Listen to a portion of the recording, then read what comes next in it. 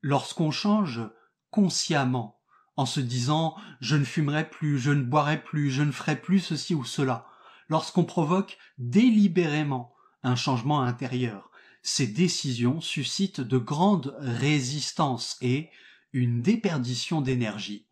On résiste, on entre en guerre avec les vieilles habitudes, avec les vieilles façons de penser, en espérant ainsi trouver un nouveau mode de vie.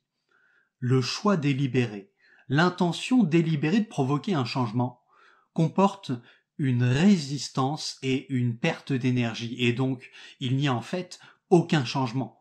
Une action délibérée en vue de me modifier ne comporte pas de changement, mais une perte d'énergie. La poursuite du plaisir et le refus de la souffrance guident notre choix et nous poussent à exercer notre volonté dans nos actes. Ce mécanisme se répète indéfiniment et c'est dans sa sphère d'action qu'on prétend changer. Mais toute modification de cette sorte est encore une résistance, un gaspillage d'énergie. C'est donc pas du tout un changement. Le changement, c'est comme la vertu. La vertu cultivée cesse d'être vertu. Si, étant plein de vanité, je décide d'être humble et m'exerce tous les jours à l'être, ce que je fais n'a aucun sens.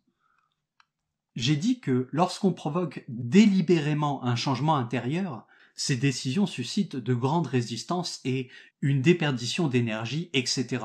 Or, on peut agir sans volonté, et il en résulte un changement. Il ne peut y avoir de changement que lorsqu'on ne fait aucun effort conscient en vue de se modifier. Le changement doit se faire sans qu'on veuille le produire.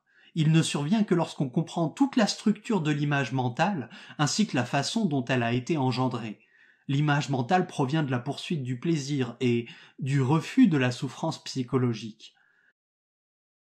Un changement, c'est ici une explosion, et pour exploser, il faut de l'énergie, et pour avoir de l'énergie, il ne faut pas qu'il y ait de résistance. C'est un changement où la pensée en tant que volonté n'intervient pas du tout. Faire exploser la vanité sans le concours de la volonté inconsciemment, c'est avoir toute l'énergie qu'il faut pour pénétrer cette qualité d'être qui s'appelle vanité, et c'est cela l'humilité. Donc il faut transposer ça au problème de la cigarette et de la boisson.